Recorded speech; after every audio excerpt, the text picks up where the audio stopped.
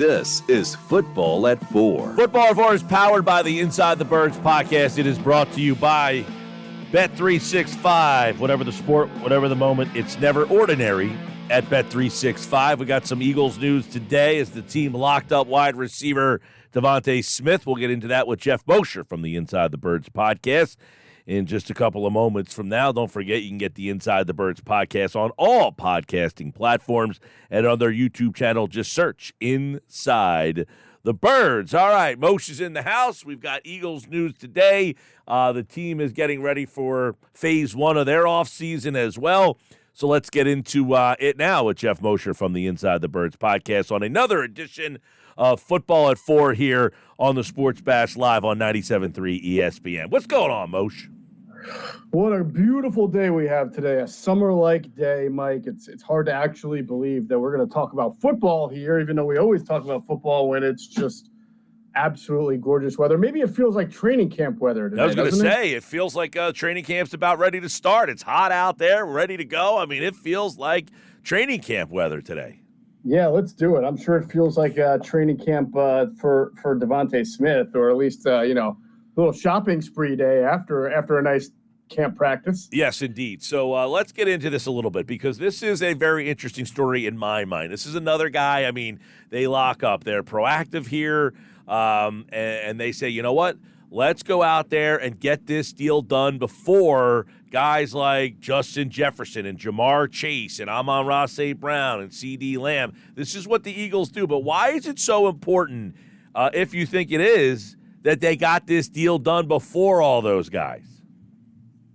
Well, I mean, simply because you're looking at a team, the Eagles, that like to be ahead of the market reset so that they don't have to be in that group where you're paying X plus, right? I mean, if they waited until after to try to get an extension with them, until after 3 or 4 guys sign their extension, then the number is actually higher, right? So it makes it, first of all, the Eagles in general are the type of team that likes to identify its best homegrown drafted players and give an extension as soon as possible to keep that player in for the long term and at a rate that becomes team friendly throughout the years. So once you see those guys you mentioned, Jefferson, Chase, Tyler Boyd still has to sign a contract, but I mean, he's not, T. Higgins really. Once you see guys reset the market, the money that they're paying DeVonta Smith is going to look like, oh, that's not so bad,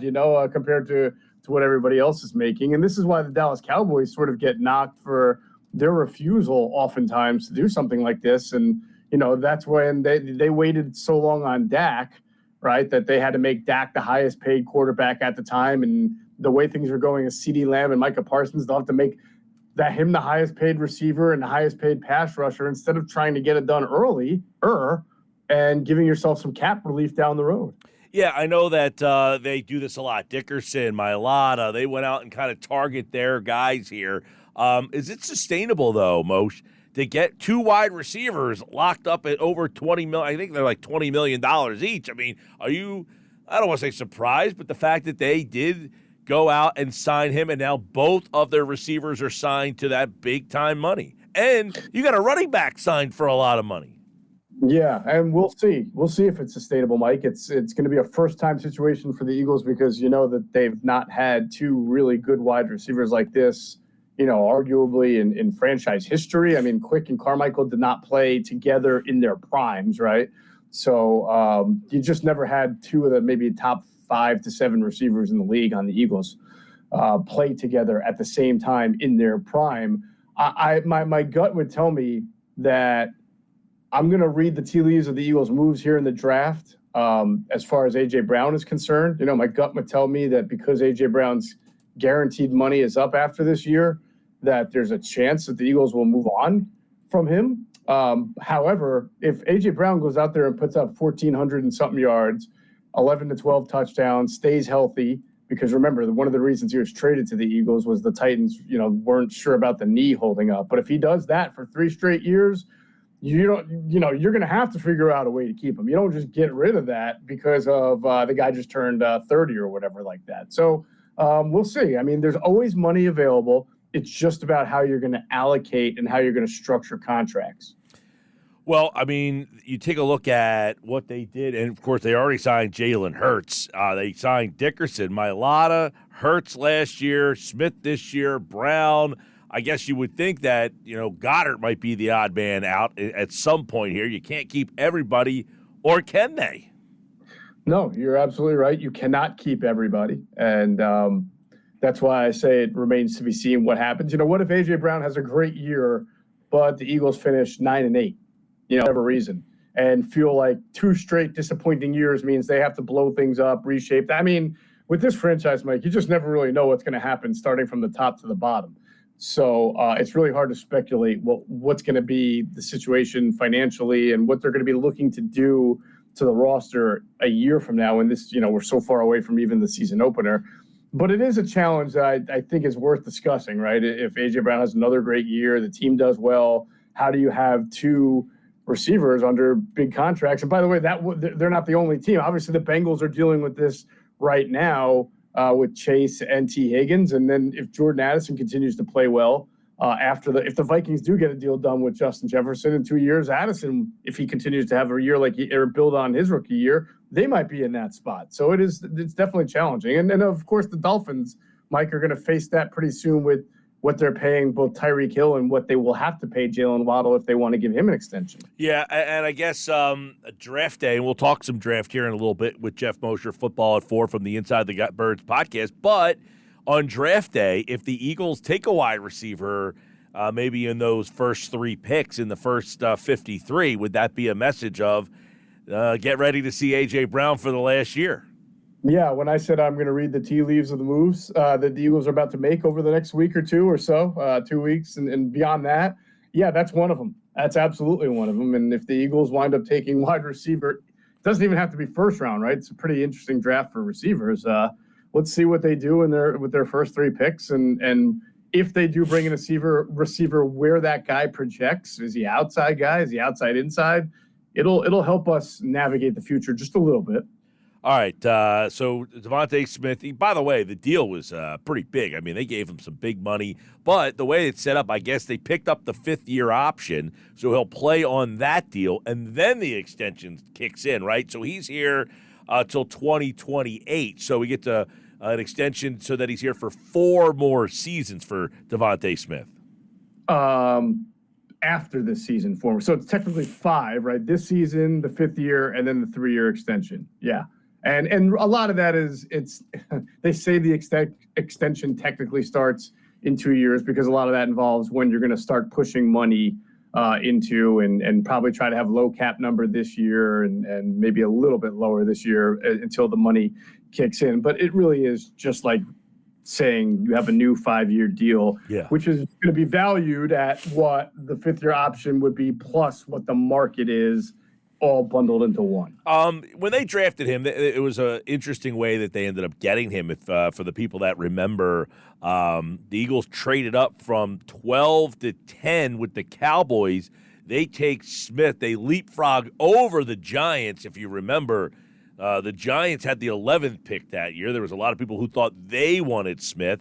When the Eagles make that deal to take Smith, I think the Giants traded out and ended up taking Kadarius Toney with that 20th pick there. So you see how the division, I don't want to say it's taking a shift, but the Giants have not been able to find a wide receiver. The Eagles had been striking out, taking wide receivers, J.J. Arcega-Whiteside, Jalen Reagor. They finally hit here. Where do you kind of look at Smith? I mean, could he be a team's number 1, or is he what he is because A.J. Brown and Smith? No, I don't think he is what he is because of A.J. Brown. I mean, this is a guy who is an elite route runner, elite catcher of the football, probably among his, I know last year, if you had this conversation, A.J. Brown was saying in press conferences that it's turning one versus another. It's not at all what I'm trying to do here. I'm just comparing DeVonta to everybody, including AJ. I think he's a more precise route runner and has better hands than AJ. He may lack AJ's strength and explosive nature and run after the catch ability, but his is still very good as well. I mean, he's got And it's funny, I was just watching today. I was going to do a top 10 touchdowns catches. I'm probably still going to do it for DeVonta Smith in the NFL. And I was watching, for a guy who's so skinny, right? Slim Reaper, 170 pounds, his ability to go get the football is fantastic. And that's why he, to me, is one of the top receivers who's still getting better. You remember year one, he caught that 36-yard touchdown over Patrick Surtain in Denver, where he basically – it was great coverage by Surtain. He just basically out-jumped and pulled in a back shoulder go route for a touchdown that was 36 yards. There was a Charger game, again, rookie year, where he catches it right in between Nas Adderley and Chris Harris, and then at the 5, and then sort of just bends his body, Mike. He has really great body control after the catch, scores a touchdown. The catches against Washington he had. The guy's been doing it since his rookie year. He's very reliable. So what he's got 2 straight 1,000-yard seasons, 7 touchdowns last year, 7 the year before. I mean, he's basically given the Eagles everything that they were expecting. And I do think he has 11, 12, 1,300-yard capabilities. Yeah. When he got drafted, there was a lot of people worried about his frame, how small he was. Would he be able to hold up? That hasn't really been a problem for him. And it's interesting. Is he a deep play threat? Is he a big play guy? Is he a reliable guy? I mean, he seems to be all of it, right? You can kind of be a high volume guy, but you can also go deep and he'll catch the deep. He has really made himself into kind of a everything type of wide receiver. So yeah, sometimes he kind of gives the impression that he's more like a boring receiver compared to like an A.J. Brown with his late hands, right? Or a Justin Jefferson who just makes ridiculous, or Tyreek Hill, who is so fast. Yeah. Not only was size a question with DeVonta Smith, but I believe he did not run the 40-yard dash too. So there was a little bit of question about his speed because he's kind of a long strider. But the guy that I got the most comparisons to when he was coming out of Alabama was Marvin Harrison. And maybe not built like him, but just the steadiness, the ability to do – I meant Marvin Harrison Sr., by the way. Right. For us old heads out there. But, the ability to just do everything with precision, with accuracy, not just relying on your physical abilities, of which he has some great ones, including the ability to make contested catches for a guy with his size, but the understanding of how to work a corner, how to get into his hip pocket, how to stutter step open, elite footwork, elite lateral movement along with long speed. He just did everything well. He was, I believe that year, I can't remember everybody that came out. I know Jamar Chase, right, was the first guy drafted, but he was among all the prospects considered one of the safest can't-miss prospects because there was nothing he really didn't do well. Well, that has translated into the NFL, even for the slight build that he has. He has been durable. He has been a big play guy. He's been a volume guy. He's been a great route runner. He's got great hands. I mean, this is truly a great signing for the Eagles to bring him back. And they finally hit on a wide receiver. They trade for A.J. Brown. They got those two, Saquon Barkley. So the offense, the skill positioners anyway, other than Goddard, are pretty locked up here. We'll see what happens with A.J. Brown. We know Mailata's locked up. Dickerson. You got Lane Johnson for a couple more years. Juergens. The only spot really is that right guard spot, and, of course, the draft. That'll kind of lead us into the draft. Love mock drafts, mock draft season. Looking at one today, Field Yates has them taking Mims, the offensive tackle from Georgia, and the reasoning there is Lane Johnson turning 34. Are you starting to feel that offensive line is the way this is going and looking for a guy that can be versatile, play guard for possibly a couple years, and then maybe someone that can kick out?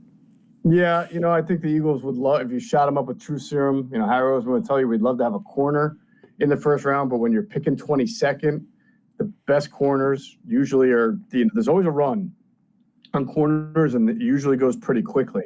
Adam and I did a sort of a mini mock draft last week where we just did the first 22 picks, and we just didn't see any of the top 4 corners. That's Quinyon Mitchell, it's Kool-Aid McKinstry, it's Terrion Arnold, and Nate Wiggins making it to 22. Now, Howie, for his own self, he barely ever stays in his own slot, so maybe he does trade up, but I don't know how much draft stock he wants to give up. He needs to get young players, especially on defense, and I don't know if he wants to mess around with giving up too much to move up 4 or 5 spots. So, yeah, with the depth at offensive line, and obviously you have a need for it, both now at right guard, but for the future in Lane Johnson, offensive line sure makes a lot of sense for where the Eagles are picking and what will be available. Yeah, and I know that it's funny because the two spots it seemingly are now offensive line and defensive line. When anybody asks about Eagles, it's always, well, it's offensive line or defensive line. Offensive line and corner seem to be the two spots that everybody keeps looking at for this particular draft. But what about edge rushers? Is that something that would surprise you? No, it wouldn't surprise me at all. It just, it's, again, another spot where a lot of guys go early. And, there are some edge rushers in this draft that are more 4-3 edge rushers. I think the kid from Florida State, Verse, might fit that bill, either him or the Alabama kid. Either way, there are a couple of good stand-up guys like a Chop Robinson, but they're a little bit less refined. I don't know if you see them go, the Eagles want to go with that at 22, but you can't, knowing the Eagles and their positional value. And by the way, Leitu Latu from UCLA, I just reported on Twitter a few minutes ago, he is visiting the Eagles starting today. He'll be in Philadelphia today. He's from UCLA, probably the most refined pass rusher, best overall rusher as far as uses of hand technique and explosive off scrimmage, being able to stop the run and the pass, but he's got medical questions. Remember, for those who don't know, he went to Washington for 2 years, and then they didn't medically clear him after a neck injury. He had to go to UCLA, where he wound up playing and was Pac-12 Defensive Player of the Year. But when you have a neck injury like that, where a school won't even medically clear you, that raises a lot of questions in the pre-draft process. But he is a player that the Eagles are bringing in as we speak, and so he's an interesting guy to discuss too. So, no, pass rusher wouldn't shock me. Are you a Cooper DeJean guy? Yes, because I think that there's a lot of talent there. I just wonder where – I think certain teams are going to see him differently. Certain teams are going to see him corner. Certain teams are going to see him safety. Certain teams are going to see him as a star role, which doesn't mean he's going to be a great player. It means he's going to play that versatile role that Jalen Ramsey used to play for the Rams, where sometimes he'd be an outside corner. Sometimes he's matching up against those great flex tight ends, like your Gronkowskis or your Travis Kelce's of the world. You just use them in a variety of ways. And I can see Cooper DeJean being that kind of player for a certain team that can be creative with their defensive scheme. But I don't know that he's everybody's flavor, if you know what I mean. If you're just a guy, if you play a Tampa 2, or if you're a strict cover 3 and you don't move guys around like Gus Bradley, I don't know if you're going to love that. Yeah, he also, by the way, is a special team guy, punt returner, so you can add that to the mix as well. He'll be a name for Eagles fans. The other guy's name we keep hearing a lot about is Nate Wiggins, the corner from Clemson. It's weird to hear a non-Georgia player play defense, and the Eagles, although Mims, the offensive lineman, he is a Georgia offensive lineman, but Nate Wiggins is a name we keep seeing a lot in mock drafts. Yeah, we might have to soon change best player available BPA to best BHA and best Hoya available. Yeah. I'm sorry, BBA, best Bulldog. I don't know why I said Hoya. That's Georgetown. But, yeah, best Bulldog available, the way the Eagles draft Georgia kids. Wiggins is interesting, Mike. He is fast, as we all saw, right? What did he run, a 4.28 40 or something like that? Uh-huh. But he's also not very big. I mean, he is as slight as you can be for a corner. Some defensive coordinators like their corners to be more physical, to play physical, to be able to handle the physicality of the position. I think there's some questions there with Nate. So I don't know about him. I've heard some mixed things about teams that like him and teams that don't like him. He's sort of mercurial for me right now. Very fast. I can tell you that much. 4.2 40.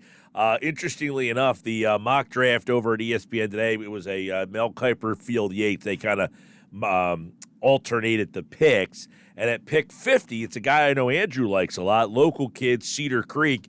They have Max Melton going to the Eagles at number 50. So getting that corner in round number 2, and Max Melton would be an interesting pickup for this team. And we know they have a lot of corners on this team, but it still seems that no one really is in love with the corners. And I guess in the event that James Bradbury just doesn't have it. You got to have somebody else here because the guys they have in that room, although I guess they like Ringo, I guess they like Ricks. I mean, they've certainly armed themselves with a lot of potential candidates, but listen, if James Bradbury is the starting cornerback for the Eagles next year in the season opener, I don't think people are going to feel very encouraged by that, and with good reason. So if you take him out and you're substituting Ringo or Ricks, I'm not sure people are feeling even better about that, right? I mean, it feels like it's time for the Eagles to really get a good, young, developmental corner, oh, by the way, who can actually play. Right. It's been a really long time that the Eagles have been able to find one of those in the first or second round. Right, their own guy. Lito and Sheldon. Yeah, right. They're finding their own guy. They've gone out and traded for Slay. They signed Bradbury. They traded for Ronald Darby. They have not drafted a guy. I mean, Maddox, but he's been the slot guy, and he just can't stay healthy. So we'll see.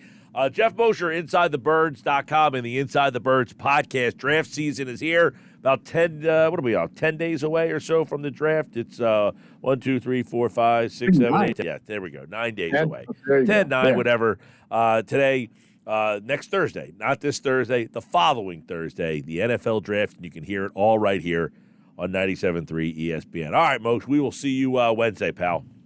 All right, Mike, have a good one. Geoff Mosher from the Inside the Birds podcast here on the Sports Bash Live on 97.3 ESPN, the 97.3 ESPN free mobile app.